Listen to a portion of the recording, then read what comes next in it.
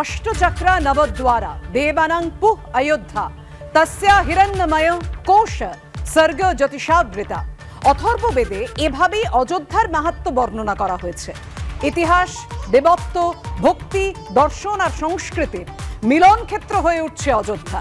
কাল রাম মন্দিরের উদ্বোধনের দিন এই অযোধ্যা থেকে 900 কিলোমিটারেরও বেশি দূরে কলকাতায় সংহতির পদযাত্রার ডাক দিয়েছেন মমতা বন্দ্যোপাধ্যায়। সংহতি নষ্টের চেষ্টা তৃণমূলকে নিশানা দিলীপ ঘোষের। যত বিরুদ্ধে বলবে ওদের ভোট কাটবে, কটাক্ষ সুদীপ বন্দ্যোপাধ্যায়। এই সমস্ত কিছু বিষয় নিয়ে আমরা আলোচনায় আসবো, কিন্তু তার আগে এই মুহূর্তে আজকের অযোধ্যার রূপ রাখবো আপনাদের সামনে।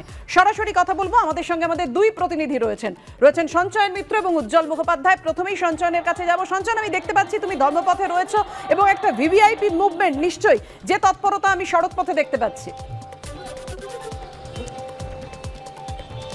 দেখো, উত্তরপ্রদেশের মুখ্যমন্ত্রী যোগী আদিত্যনাথ তিনি এসে পড়েছেন অযোধ্যায়। কিছুক্ষণ আগেই তার কনভয় এখানে আসে এবং আমি ঠিক যেখানে রয়েছি এখান থেকে প্রথমে তার কনভয় যায় করসেবকপুরমের দিকে এবং তারপর এখান থেকে বেরিয়ে এইমাত্র তার কনভয় সোজা রাম মন্দিরের দিকে গিয়েছে।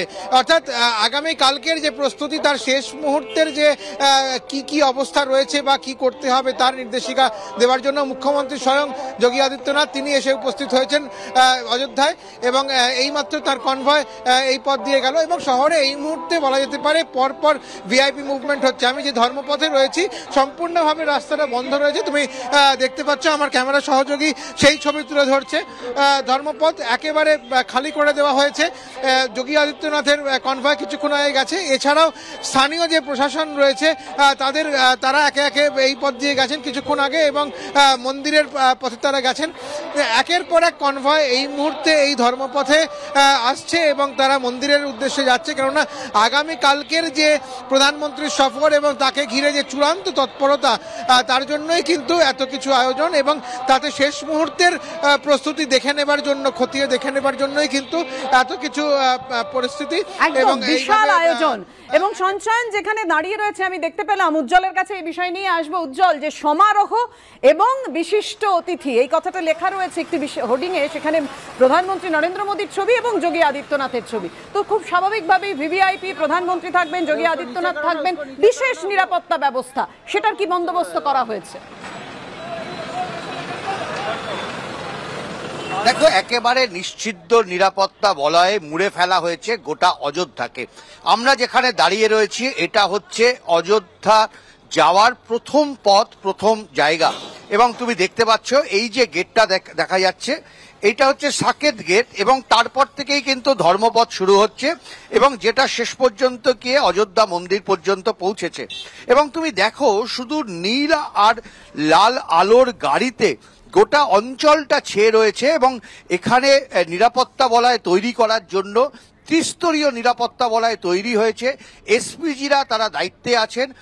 1 বছর ধরে প্রায় 1000 পুলিশ কর্মীকে ট্রেনিং দিয়েছে উত্তরপ্রদেশের সরকার কালকের দিনটা উতরে দেওয়ার জন্য। এবং তারাও কিন্তু এসএসপি র্যাঙ্কের যারা অফিসার রয়েছেন তারাও কিন্তু নিরাপত্তার দায়িত্বে রয়েছেন। একটা বড় অংশ রয়েছেন যারা মূলত মন্দির থেকে শুরু করে সংলগ্ন অঞ্চলে নিরাপত্তার বিষয়গুলো তারা সুনিশ্চিত করবেন। বাকি অংশ তারা রাস্তায় রয়েছেন এবং আমরা আজকের বিকেল থেকে দেখতে পাই যে এসএসপির যারা পুলিশ আধিকারিকরা রয়েছে তারা কিন্তু পায়ে হেঁটে গোটা চত্বর ঘুরে বেড়াচ্ছেন, যাতে কোথাও কোনো রকম কোনো ঘটনা যদি তাদের দৃষ্টি আকর্ষণ করে সঙ্গে সঙ্গে তারা যাতে ব্যবস্থা নিতে পারে। এছাড়া প্রায় 35,000 পুলিশ নামানো হয়েছে লখনৌ থেকে শুরু করে এই গোটা রাস্তা। কালকে সকাল থেকে কিন্তু সমস্ত রাস্তাই কার্যত বন্ধ করে দেওয়া হবে। 2-4টে বাস সেগুলো চালানো হবে একেবারে নিয়ন্ত্রণে, যেখানে করে শুধুমাত্র যারা মন্দিরে যাওয়ার অনুমতি আছে, পাস আছে, তারাই সেই বাসে চেপে মন্দির পর্যন্ত যেতে পারবেন। প্রাইভেট কার কার্যত নিষিদ্ধ করে দেওয়া হবে যতক্ষণ পর্যন্ত প্রধানমন্ত্রী এই গোটা কর্মসূচি শেষ না হচ্ছে। দেখো, অযোধ্যার ইতিহাস কিন্তু বলছে তা কিন্তু রীতিমতন রক্তাক্ত ইতিহাস। তুমি 550 বছর ছেড়ে দাও, যদি গত 50 বছরের সেই ইতিহাস যেন কথা বলছে সাম্প্রতিকে, এবং সেই সাম্প্রতিকের রূপ হলো মিলন এবং সেই সাম্প্রতিকের রূপ হলো শয্যা সেই সাম্প্রতিকের রূপ হলো আবেগ এবং ভক্তি, যেটা অযোধ্যা জুড়ে দেখা যাচ্ছে। আমি এখানেই রাকেশ দাস কাছে আসবো। রাকেশবাবু, আপনার কাছ থেকে যেটা জানার আমার বিষয় কারণ বিরোধীরা বলছেন মনে রামে তো আপত্তি নেই, আপত্তি এখানে যে অসম্পূর্ণ মন্দিরে রামের প্রতিষ্ঠা কেন, যেখানে উত্তরাখণ্ডের জ্যোতিষপীঠের শঙ্করাচার্য তিনি পিটিআইকে দেওয়া সাক্ষাৎকারে জানিয়েছেন যে শাস্ত্র মতে প্রতিষ্ঠা তখনই সম্ভব যখন মন্দির সম্পূর্ণ হয়, কারণ মন্দির হলো ঈশ্বরের দেহ, দেহ সম্পূর্ণ না হলে তাতে প্রাণ প্রতিষ্ঠা কিভাবে সম্ভব। তো কাল মন্দির উদ্বোধন, আপনাদের কাছে কি ব্যাখ্যা? জ্যোতিষপীঠের শঙ্করাচার্য ওই কথাটি বলেছেন, সেজন্য তার বিরুদ্ধে কোনো বিপরীত না বলে বলা ভালো, কোনো ধৃষ্টতা করা তো আমার উচিত নয়। কিন্তু একটা বিষয়, এই দিন ঘোষণা হয়েছে প্রায় 6 মাস আগে। তো শঙ্করাচার্য পীঠের যে পরম্পরা আছে, আচার্য ভগবৎপাদ শঙ্কর যেটা করেছিলেন, যখন তার মনে হয়েছিল যে সারা দেশে কর্মকাণ্ডে প্লাবিত হয়ে যাচ্ছে, তিনি মণ্ডন মিশ্রের কাছে গিয়েছেন, শাস্ত্রার্থে আহ্বান করেছেন, নিজের মত প্রতিষ্ঠা করেছেন। তো প্রায় 6 মাস আগেই দিনাঙ্ক ঘোষিত হয়েছে। শঙ্করাচার্যের কাছে সময় ছিল, তিনি চাইলে তার পীঠে, শঙ্কর পীঠে, জ্যোতিষপীঠে একটি শাস্ত্রার্থের আহ্বান করতে পারতেন। সেখানে সমস্ত পণ্ডিতরা, বিশেষ করে যারাই যে দুজন ব্যক্তি এই মুহূর্ত নির্ণয় এবং কর্মকাণ্ডের অত্যন্ত প্রধান, মহামহোপাধ্যায় পণ্ডিত গণেশ্বর শাস্ত্রী দ্রাবিড় এবং আচার্য লক্ষ্মীকান্ত দীক্ষিত, তারা সমস্ত শাস্ত্রে পারঙ্গম, তাদেরকে ডেকে কথা বলার একটা সুযোগ ছিল, সেটা করেননি। কেন করেননি জানি না। এখন আমি একটা বিষয় বলবো যে এই যে কথাটা বলা হচ্ছে মন্দির অসম্পূর্ণ, এখানে একটু আপত্তি আছে। আমি পাঞ্চরাত্র আগম, যে আগম মতে এই বৈষ্ণব কৃত্যগুলো সম্পন্ন হয়, সেই পাঞ্চরাত্র আগমের ঈশ্বর সংহিতা 3য় অধ্যায় থেকে একটি শ্লোক উদ্ধৃত করতে চাইব। প্রতিমা চৈব তৎপীঠম প্রাসাদো গর্ভমন্দিরম বিগ্রহম দেবদেবস্য চতুষ্টয়ম ইদম সমম। সেখানে বলা হচ্ছে দেবতার প্রতিমা, দেবতার যে সিংহাসন, দেবতার প্রাসাদ মানে হচ্ছে যে মন্দিরটি, এবং গর্ভমন্দির, এই 4টি সমান গুরুত্বপূর্ণ দেবতার শরীর রূপে বিচারিত হয়।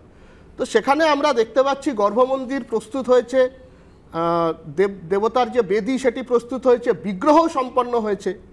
বাকি রয়েছে সেটা হচ্ছে প্রাসাদ শিখর। তো প্রাসাদ শিখর বিহীন মন্দিরের উদ্ঘাটন এর আগে সোমনাথেও দেখা গেছে, অন্যান্য বিভিন্ন জায়গায় আমরা দেখেছি, এবং পরবর্তীতে যখন এই প্রাসাদ নির্মাণ এবং কলস নির্মাণ সম্পন্ন হয় তখন তার পৃথক পূজাবিধির ব্যবস্থা রয়েছে। তো পাঞ্চরাত্র আগম মতে এখানে কোনো দোষ দেখতে পাচ্ছি না। শঙ্করাচার্য এটা কেন বলেছেন এটা আমার জানা নেই। আচ্ছা, এই নিয়ে অবশ্যই আমি সবার রিয়াকশন নেব, কিন্তু তার আগে আপনাদের সামনে রাখবো রামলালার প্রাণ প্রতিষ্ঠাকে সামনে রেখে কালকে কলকাতায় গেরুয়া ব্রিগেডের পদযাত্রা রয়েছে এবং তার নেতৃত্ব দেবেন শুভেন্দু অধিকারী। আর শোভাযাত্রার মূল ভাবনা কি জানেন? অকাল বোধন। গেরুয়া ব্রিগেডের এই উদ্যোগ নিয়ে কটাক্ষ ছুড়ে দিয়েছে তৃণমূল, পাল্টা জবাব দিয়েছে বিজেপি। দেখব। সোমবার অযোধ্যায় রামলালার প্রাণ প্রতিষ্ঠা করবেন প্রধানমন্ত্রী। তার কয়েক ঘন্টা আগে কলকাতায় পথে নামছেন শুভেন্দু অধিকারী। শ্রীরাম সেনার আয়োজনে গণেশ টকিজ থেকে সিয়ার অ্যাভিনিউয়ে রাম মন্দির পর্যন্ত শোভাযাত্রায় নেতৃত্বে থাকবেন তিনি। ভাবনা অকাল বোধন। জানুয়ারি মাসে কুমোরটুলিতে সরস্বতী প্রতিমা তৈরির ব্যস্ততা, এরই মাঝে শিল্পী রাজা পালের স্টুডিওতে 5 দিনে তৈরি হলো দুর্গা প্রতিমা। কারণ অযোধ্যায় রাম মন্দির প্রতিষ্ঠার দিনে সোমবার সকালে গণেশ টকিজ থেকে রাম মন্দির পর্যন্ত যে শোভাযাত্রা হবে শুভেন্দু অধিকারীর নেতৃত্বে, তার মূল ভাবনা অকাল বোধন। দুর্গা প্রতিমা সেখানে যেমন থাকবে, ঢাক ধুনো যেমন থাকবে, তেমনি মাতৃ প্রতিমার সামনে থাকবে উপাসক হিসেবে শ্রী রামচন্দ্র, এবং রামের বাঙালি আনা ফুটিয়ে তোলাই এই শোভাযাত্রার মূল উদ্দেশ্য। আপনাদের শুভেন্দু কার সকালবেলা কলকাতাতে ভগবান রামের মিছিল করবে আসল হিন্দুদের নিয়ে। অযোধ্যায় রাম মন্দিরের লক্ষ্য পূরণ করে ফেলতে পারলেও বাংলায় বিজেপির রাজনৈতিক লক্ষ্যভেদ এখনো অধরা। প্রবল শক্তি দিয়ে ঝাঁপালেও 2021-এর বিধানসভা নির্বাচনে তৃণমূলের বাঙালি বনাম বহিরাগত ন্যারেটিভের দেওয়ালে আটকে গেছে গেরুয়া ব্রিগেডের যাবতীয় আক্রমণ। তাই কি অযোধ্যায় রামলালার প্রাণ প্রতিষ্ঠার দিন কলকাতায় সেই রামকে সামনে রেখেই অরাজনৈতিক ব্যানারে আয়োজিত কর্মসূচির মাধ্যমে বাঙালি আবেগকে ছোঁয়ার চেষ্টা করবে বিজেপি? এই যে একটা চেষ্টা চলছে যে রাম অবাঙালির রাম, বাংলায় নাকি শ্রীরামের জায়গা নেই। শ্রীরাম আরাধনা করেছিলেন মা দুর্গার কাছে এবং তার মাধ্যমে সেখান থেকেই আমাদের এই বাঙালির দুর্গাপুজো শুরু হয়, এটা বাঙালি করে। তো বাঙালির মননে তো শ্রীরাম সবসময় রয়েছে। ধুনো সব কিছুর মাধ্যমে, লাল পাড় সাদা শাড়ির মাধ্যমে সেটা কালে ফুটে উঠবে। এই শুভেন্দু অধিকারী হচ্ছে আদ্যপ্রান্ত বাংলা বিদ্বেষী এবং বাঙালি বিদ্বেষী, যে কিনা দিল্লিতে গিয়ে বাংলার ন্যায্য পাওনা টাকা আটকে দিতে বলে এবং এখানে এসে সদর্পে ঘোষণা করে যে বাংলার টাকাটা আটকে দিয়ে এলো। ঠাকুর শ্রীরামচন্দ্র যিনি মা দুর্গার পুজো করতেন, সেই দুর্গা পুজোকে আজকে শ্রেষ্ঠত্বের শিরোপা পাইয়ে দিয়েছে বাংলার মুখ্যমন্ত্রী মমতা বন্দ্যোপাধ্যায়। এই বিজেপি তখন সেখানে সমালোচনা করে বলতো, যে মিথ্যা তথ্য দিয়ে বলতো বাংলায় নাকি দুর্গাপুজো করা হয় না। তৃণমূলের আইটি সেলের প্রধান এবং মুখপাত্র দেবাংশু ভট্টাচার্য সোশ্যাল মিডিয়া পোস্টে লিখেছেন, আমরা বাঙালি হিন্দুরা মা দুর্গার উপাসক। সেই মা দুর্গা রাবণ বধের উদ্দেশ্যে ভরা শরতে যার অকাল বোধন করেছিলেন স্বয়ং রামচন্দ্র। যেখানে আমরা স্বয়ং মালিকের ঘনিষ্ঠ, সেখানে জেনারেল ম্যানেজার অটোমেটিক্যালি আমাদের সঙ্গ দেবে, চিন্তা করবেন না। জয় দুর্গা। কে বলেছে বাংলায় রাম মাহাত্ম্য নেই? রাম সর্বব্যাপী, রাম সর্বত্রগামী। তার কালজয়ী সত্তা প্রতিষ্ঠা পেয়েছে বাঙালির দেহ মনে। তাই নামে রাম, সাহিত্যে রাম, সঙ্গীতে রাম, রাম ও কৃষ্ণে রাম, সীতারামেও রাম। বাঙালির সবচেয়ে প্রিয় পুজো দুর্গা পুজো, সেই পুজো রামেরই অকাল বোধন।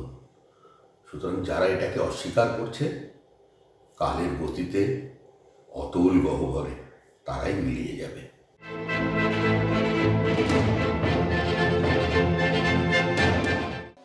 কে গণেশ টকিজ থেকে রাম মন্দির মিছিল করবেন, কে কালীঘাটে পুজো দিয়ে পাকসাকাশের মিছিল করবেন। মিছিল টিছিল যা পারেন করুন, পুজো আচ্ছা করুন, কিন্তু পুজো ধর্ম উপাসনা মানুষ তার নিজের বিশ্বাস অনুযায়ী করে। ওটা রাজনৈতিক কর্মসূচি ছিল না। বিজেপির হাতে পড়ে এবং তৃণমূলের হাতে পড়ে এমনকি মানুষের ধর্মবিশ্বাসটাও এখন রাজনীতির প্রজেক্ট হিসেবে পরিণত হচ্ছে। এদিকে সোমবারের বিরাট কর্মযজ্ঞের দিনের জন্য বিশেষ হেল্পলাইন নম্বর চালু করল রাজ্য বিজেপি। রাম মন্দির সংক্রান্ত কর্মসূচিতে বাধা দিলে হেল্পলাইনে ফোন করে জানানোর আহ্বান জানানো হয়েছে বিজেপির তরফে। অযোধ্যা থেকে কলকাতা শহরের দূরত্ব 900 কিলোমিটারেরও বেশি, কিন্তু এত দূরে থেকেও রাম মন্দির নিয়ে রাজনীতির পারদ চড়ছে শীতের কলকাতাতেও। জাতীয় রাজনীতিতে ইতিমধ্যেই প্রভাব ফেলতে শুরু করেছে রাম মন্দির আবেগ। এ রাজ্যেও সেই স্রোতকে অব্যাহত রাখতে তৎপর গেরুয়া শিবির। সোমবার রাম মন্দিরের প্রতিষ্ঠার দিনে শতখানেক কর্মসূচি নিচ্ছেন তারা। রাজ্য জুড়ে এই শতখানেক কর্মসূচি নেওয়া হচ্ছে, তবে ভোটের বাক্সে কতটা প্রভাব পড়বে তা বলবে সময়। ক্যামেরায় স্বপন মজুমদারের সঙ্গে শিবাশিস মৌলিক, এবিপি আনন্দ, কলকাতা। রামকথায় ভক্তির পথ বহুদা বিস্তৃত। পুরীর শঙ্করাচার্য এবং জ্যোতির্পীঠের শঙ্করাচার্য আপত্তি জানালেও কাঞ্চির শঙ্করাচার্য তিনি ইতিমধ্যেই এসে পৌঁছেছেন। আপনারা দেখছেন সেই মুহূর্তের ছবি। অযোধ্যায় এসে পৌঁছেছেন কাঞ্চির শঙ্করাচার্য। আর কয়েক মুহূর্তের অপেক্ষা, তারপরেই অর্থাৎ কালই প্রাণ প্রতিষ্ঠা করবেন রামলালার প্রধানমন্ত্রী নরেন্দ্র মোদী। কাল কলকাতায় গেরুয়া ব্রিগেডের পদযাত্রা, যে পদযাত্রার মূল ভাবনা হচ্ছে অকাল বোধন। আমি রিজুর কাছে আসবো। রিজু, দেবাংশু ভট্টাচার্য তোমাদেরই সোশ্যাল মিডিয়ার ইনচার্জ, তিনি পোস্ট করেছেন যে আমরা বাঙালি হিন্দুরা মা দুর্গার উপাসক। সেই মা দুর্গা রাবণ বধের উদ্দেশ্যে ভরা শরতে যার অকাল বোধন করেছিলেন স্বয়ং রামচন্দ্র, যেখানে আমরা স্বয়ং মালিকের ঘনিষ্ঠ, সেখানে জেনারেল ম্যানেজার অটোমেটিক্যালি আমাদের সঙ্গ দেবে, চিন্তা করবেন না। সেই আমরা ছোটবেলায় পড়তাম না, একটা কথা ছিল রাম লক্ষণ সাথে আছে, ভয় আমার কি। তো সত্যি তো অকাল বোধনে তাহলে ভয় কি? মা দুর্গা যদি সঙ্গে থাকে? ভয়ের তো কোনো ব্যাপারই নেই। এখানে একটা না মানে বেসিক ভুল হচ্ছে। দেখুন, আমার নেত্রী কি বলেছেন? আমার নেত্রী বলেছেন ধর্ম যার যার, উৎসব সবার। আজকে 5000 বছর ধরে রামচন্দ্রর পুজো হচ্ছে ভারতবর্ষে, আগামী 5000 বছর হবে। আমি রামচন্দ্রের ভক্ত, আমি গর্বিত যে আমি হিন্দু, তার মানে এই না যে আমি অন্য ধর্মকে ছোট করব। এখানে একটা জিনিস আমি ক্লিয়ারলি বলে দিচ্ছি, আমি আমার পুরো পরিবারকে নিয়ে অযোধ্যায় যাব পুজো দিতে, কিন্তু আমি মোদি বা বিজেপিকে একটাও ভোট দেবো না। তৃণমূল কংগ্রেস রাম বিরোধী নয়, তৃণমূল কংগ্রেস বিজেপি বিরোধী। এই ব্যাপারটাকে ক্লিয়ারলি বুঝতে হবে। আজকে প্রভু রামচন্দ্রের মন্দির উদ্বোধন হচ্ছে, খুব আনন্দের দিন আমাদেরও, রামচন্দ্রেরও, কিন্তু সেই রামচন্দ্রকে টেনে যেভাবে রাজনীতি হচ্ছে সেটাই আমাদের বিরোধিতা। এই ব্যাপারটা ক্লিয়ার বুঝতে হবে। আমাদের ধর্মের সাথে কোনো প্রবলেম নেই, রামচন্দ্রের সাথে ব্যাপার, আমাদের বিরোধিতা হচ্ছে বিজেপির সাথে। আর আমি আবার একটা কথা বলছি, যে রাম মন্দিরে স্বয়ং শঙ্করাচার্যরা যাচ্ছে না, হিন্দু মহাসভা বয়কট করেছে, তাহলে ওরা কি অ্যান্টি রাম না অ্যান্টি হিন্দু? দেখুন একটা কথা বুঝতে হবে, বিজেপি রামকে নিয়ে রাজনীতি করছে। আর তার একটা প্রমাণ পাপিয়া দিই আমার বক্তব্য শেষ করার আগে। কালকে রাজর্ষির নেতা এবং বাংলার বিরোধী দলনেতা শুভেন্দু অধিকারী অকাল বোধন করবেন। তো এই শুভেন্দু অধিকারী যে এখন বাংলায় প্রভু রামের স্বঘোষিত প্রধান ভক্ত হনুমান শুভেন্দু অধিকারী, তার বক্তব্য একটা শোনাচ্ছি, দয়া করে ক্যামেরাম্যান একটু ফোকাস করুন। শুভেন্দু অধিকারীর বক্তব্য শুনুন, শুনুন আপনারা, এক সেকেন্ড শুনুন। जब चुनाव आता है मोदी जी भगवान पुरुषोत्तम रामचंद्र महाराज को पोलिंग एजेंट बना देता है। রাজশ্রী এক সেকেন্ড হিন্দুত্বের সঙ্গে বিজেপির কোনো সম্পর্ক হ্যাঁ নেই। ঠিক আছে, শুভেন্দু অধিকারী কি বললেন এই ভিডিওতে, আমি না, শুভেন্দু অধিকারী যখন ভোট আসে বিজেপি আর নরেন্দ্র মোদী রামচন্দ্রকে পোলিং এজেন্ট তৈরি করে দেয়, হিন্দুত্বের সাথে বিজেপির কোনো সম্পর্ক নেই, শুভেন্দু অধিকারী বলছে। আর কালকে নাটক করে অকাল বোধন করতে যাচ্ছে। এটা তো রিজুর প্রশ্ন রাজশ্রী, কিন্তু রাজশ্রী আমার প্রশ্নটাতে তোমাদের 33 আসনের টার্গেট বেঁধে দিয়ে গেছেন অমিত শাহ। 18 থেকে 33 করতেই কি রাম ভরসা, মানে রামে আপত্তি নেই, রাজনীতিতে আপত্তি বলছে বিরোধীরা, তাহলে এই অকালে অকাল বোধন কেন, কিসের প্রয়োজনে? যখন দুটো এমপি ছিল তখন থেকে আমরা বলে গেছি রাম মন্দির আমাদের করতে হবে। রাম মন্দিরের কথা আমরা বলেছি, ইউনিফর্ম সিভিল কোডের কথা আমরা বলেছি, 3 তালাকের কথা আমরা বলেছি, ধারা 370-এর অবলুপ্তির কথা বলেছি, কাশ্মীরের ভারতবর্ষে সম্পূর্ণ বিলয়ের কথা আমরা বলেছি। আজ যখন 303 এমপি হয়েছে আমরা সেটা করে দেখাচ্ছি। প্রথম কথা, আপনি শঙ্করাচার্যের কথা দেখালেন, শঙ্করাচার্য অভিমুক্তেশ্বরানন্দজি পরিষ্কার তার ভিডিও বক্তব্যে বলে দিয়েছেন যে প্রধানমন্ত্রী নরেন্দ্র মোদীর থেকে বড় হিন্দুত্বের কথা ভারতবর্ষের স্বাধীন ভারতবর্ষে কোন প্রধানমন্ত্রী এরকম হিন্দুদের পাশে এসে দাঁড়াননি। আমরা সেটা বলেননি উনি, আমরা সেটা বলিনি, আমরা বলেছিলাম তার কোথায় আপত্তি সেই জায়গাটা দেখিয়েছিলাম। মন্দির অসম্পূর্ণ। হ্যাঁ, কংগ্রেসের নেতা প্রমোদ কৃষ্ণান পরিষ্কার ভাষায় বলছেন, হাই সুপ্রিম কোর্টের অর্ডার যদি থাকতো তাহলে যদি ভারতবর্ষের প্রধানমন্ত্রীর নাম নরেন্দ্র মোদী না হতো তাহলে 500 বছরের এই সাংস্কৃতিক যে অত্যাচার, যে কালচারাল এক্সিস্টেন্সের লড়াইয়ের কথা আমরা বলেছি, 60,000 ধ্বংসপ্রাপ্ত মন্দিরের মধ্যে 3,000 মন্দিরকে কনভার্ট করা হয়েছিল, তার থেকে 3টি। আজকে যারা বলছেন বড় বড় অডিও দেখাচ্ছেন, কে বলেছে, কখন বলেছে, কোথায় বলেছে আমরা কিছুই জানি না, একটা গলার স্বর শুনিয়ে দেওয়া হলো। আদৌ সেটা শুভেন্দু অধিকারী জানি না। দ্বিতীয় কথা হচ্ছে উনি কবে বলেছে, এই যে বলে তৃণমূল বলে থাকেন, তাহলে তৃণমূলের থেকে বড় রাম বিরোধী আর কেউ নেই, এটাই হচ্ছে তার বড়